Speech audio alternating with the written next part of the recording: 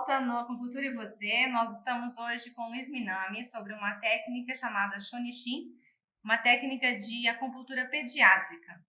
Luiz, nós estamos falando aqui sobre acupuntura pediátrica, mas a gente falou de bebê e no caso de uma criança com uns 10, 12 anos, como é esse estímulo? Tem que ser mais forte, tem que ser mais tempo?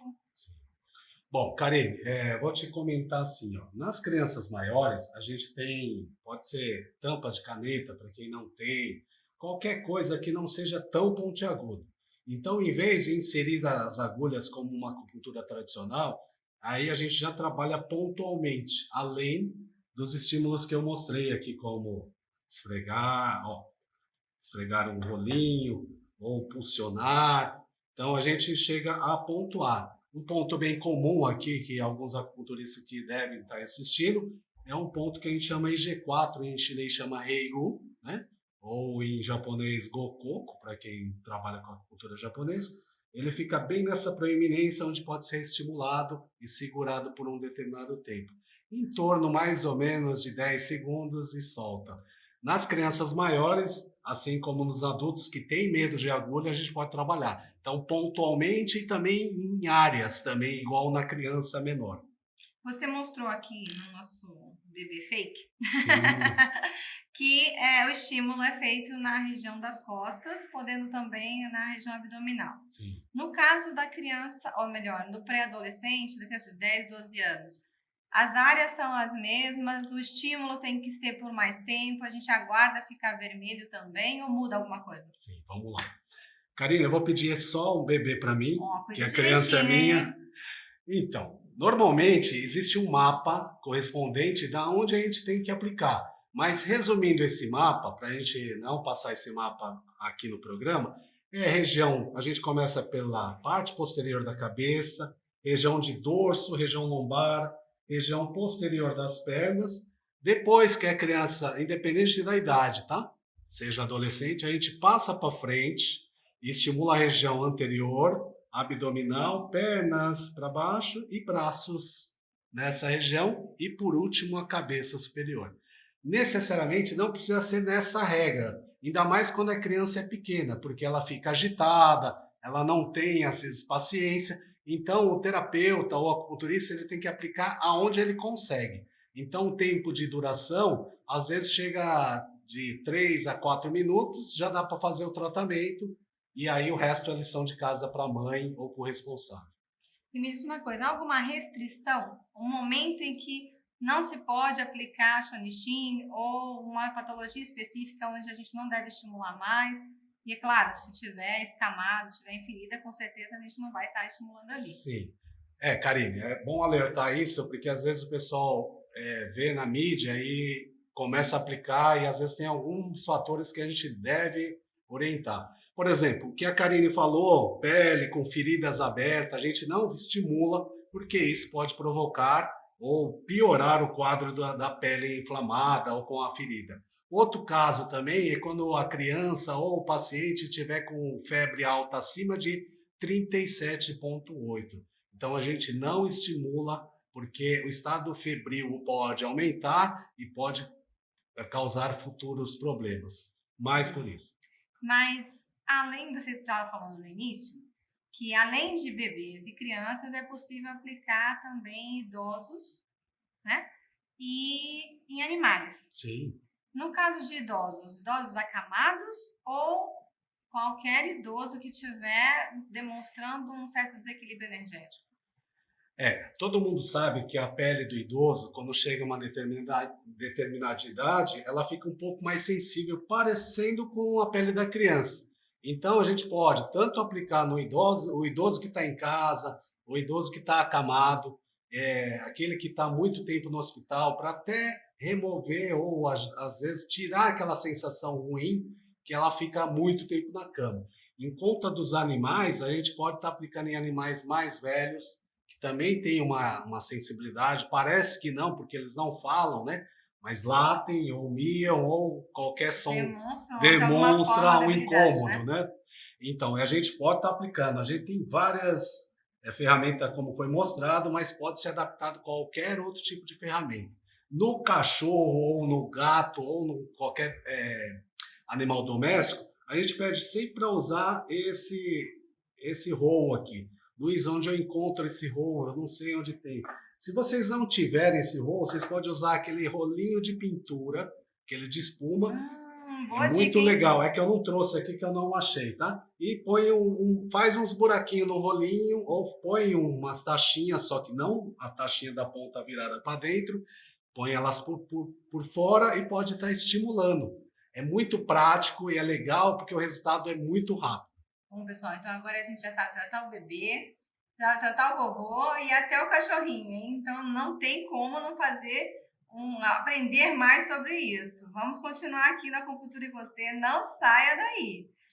Olha só, nos nossos bastidores, conversando ali, a gente falou sobre uma outra técnica, bastante interessante também, que é o Kanomushi. Bom, esse nome, apesar de ser parece um nome meio estrangeiro, na verdade ele vem do Japão. Lá no Japão, todas as crianças com idade normalmente entre recém-nascido até mais ou menos em torno de 3, 4 anos, eles são levados a um templo shintoísta ou budista e o monge ele pinta a mão com uma certa tinta que a gente chama de uma moxa negra, ou seja, uma substância que tem um fitoterápico, ervas, né? E principalmente uma erva principal que é da moxa. A moxa é uma das adaptações que é utilizado na acupuntura, que é a erva Artemisia vulgaris. Então, ela é com carvão, quando se pinta nessa mão, saem os bichos. Então, kan no mushi significa a tradução, na verdade, são os parasitas que estão no nosso corpo, nos nossos órgãos, principalmente no fígado, no estômago, no rim e no baço. Esses são os mais comuns. Existe uma variedade desses bichos. Provavelmente a gente vai estar mostrando alguns bichinhos se for possível, mas assim, dentro do Museu de Kyushu, lá no Japão, ele tem em torno de 32 tipos de espécies de bicho. Antigamente, quando nós éramos pequenos, ou para quem é pequeno ainda, a mãe, quando a gente comia muito doce, a mãe falava assim: Karine, toma cuidado, você come tanto doce que você tem uma lombriga aí dentro. E realmente existe isso. É interessante que sai justamente das mãos. O pessoal que fez curso já comigo já percebeu isso e viu ao vivo e a cores esses bichos, tá bom? E me diz uma coisa, essas crianças que estão com muitos Kanomushis, elas apresentam reações que você pode identificar? Ah, essa criança não está bem porque ela tem Kanomushi. Sim, principalmente quando aquela criança se torna meio agressiva, irritada, sem motivo algum, ou às vezes sua imunidade cai muito por pegar algum tipo de resfriado, toda hora não pode nem sair para a rua que está resfriada, ou tem uma gripe, a resistência cai demais, né? Ou às vezes tem sono demais, ou ao contrário, tem uma insônia que não deixa os pais e nem ela dormir, pode ter o cano mushi. Na verdade, são os mushis que são os vermes ou os parasitas que estão dentro do nosso organismo. E quando a gente faz uma técnica que é utilizado normalmente em crianças maiores, nós utilizamos o sal. O sal ele faz por um período, depois a gente, se for o caso, comente aí, a gente tenta mostrar numa próxima vez. Quando coloca o sal, eles começam a sair ou migrar aqui dos dedos. E é incrível. Pelos poros dos dedos. Na verdade, pelas pontas e laterais dos dedos. Você fica espantada, porque não imaginava que tinha tanto bicho e eles se mexem. E aí, a gente vai tentar colocar aí uma pequena inserção para ver se o pessoal lá de casa consegue identificar, verificar de verdade. E quantas sessões são necessárias para tratar essa criança com Kanomushi? Então, depende do tipo da patologia ou doença que ela obtém. Vamos dizer, uma simples diarreia que fica prolongando por muito tempo, a gente pode tratar durante uma semana, às vezes 10 dias, fazendo esse tipo de terapia que a gente faz com o sal. E normalmente em crianças maiores a gente pode usar outros tipos de condimentos, como o açúcar, a soja torrada e outros tipos de condimentos que podem ser utilizados dependendo do que ela tem.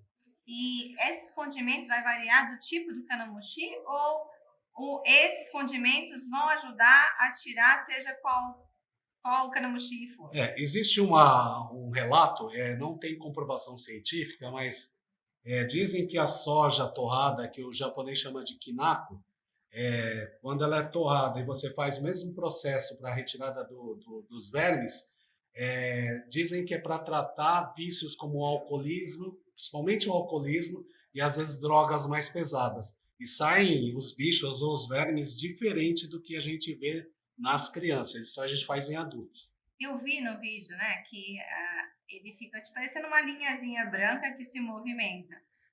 Há outros de outras cores, tamanhos. Sim, é como eu disse agora há pouco, são dentro do Museu de Kyushu, lá no Japão, existe catalogado 32 tipos de vermes e cada um é recorrente a um dos órgãos. Tem do fígado, tem do baço, tem do estômago, tem do intestino, tem do útero, no caso da mulher, e cada um deles, eles provocam esse tipo de doenças que às vezes do nada aparecem.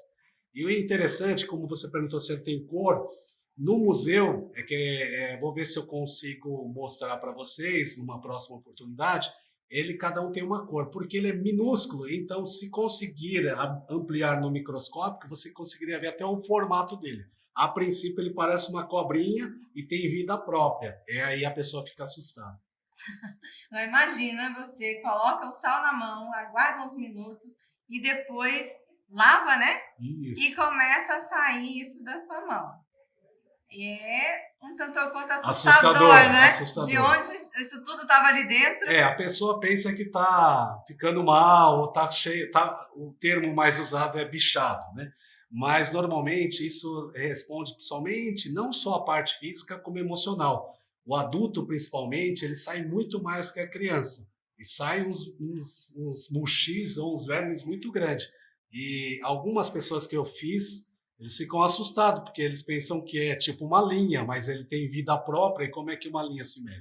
Como é que a linha vai se mexer e de onde saiu essa linha, né? Exatamente, Karine. Tipo, ok, você faz aqui, eu não tinha linha, de repente começa a sair uma linha, nasceu uma linha na minha mão, e como é que eu explico isso? Eu até brinco, porque o pessoal fala, e como retira isso, né? A gente brinca falando que pode até comer se estiver próximo da hora do almoço. Não, isso não. Mas é brincadeira. Você, logo que ele sai, ele já morre, porque ele sai em busca desse sal, ou do açúcar, ou condimento que você está utilizando. Então, é tipo uma limpeza que é feito periodicamente, dependendo do problema que a pessoa tem. O adulto também pode fazer. Se for o caso, depois vocês mandam um e-mail para o programa, que eu tento passar algum link, alguma coisa para vocês acharem. Legal, isso é muito bom. Se vocês quiserem interagir, podem mandar algumas perguntas, a gente tenta responder. Se não responder agora, a gente responde nos próximos programas também. Sim. Bom, e me diz uma coisa, vamos supor que tem alguém lá em casa com um bebê que quer aprender com você a técnica ou Shonishin ou do Kanamushi. Como é que essa pessoa entra em contato com você? Bom, a gente entra em contato, no caso vocês entram em contato comigo pelo Instagram, que é @luizminami, ou pelo Facebook, que é só Luiz Minami. Vocês me acham lá, é só mandar uma mensagem que eu atenderei vocês com o maior prazer. Luiz Minami, eu acho que o que você trouxe para nós hoje é de grande valia para quem está em casa, que acha que a acupuntura só pode ser feita com agulhas. Não, gente, há várias técnicas, há várias formas de promover a saúde, de melhorar a saúde. Então, não tem necessidade de a gente esperar ficar doente para poder buscar o auxílio. Nosso programa está chegando ao fim e eu agradeço por vocês estarem assistindo e até breve no próximo episódio com mais técnicas de acupuntura para você.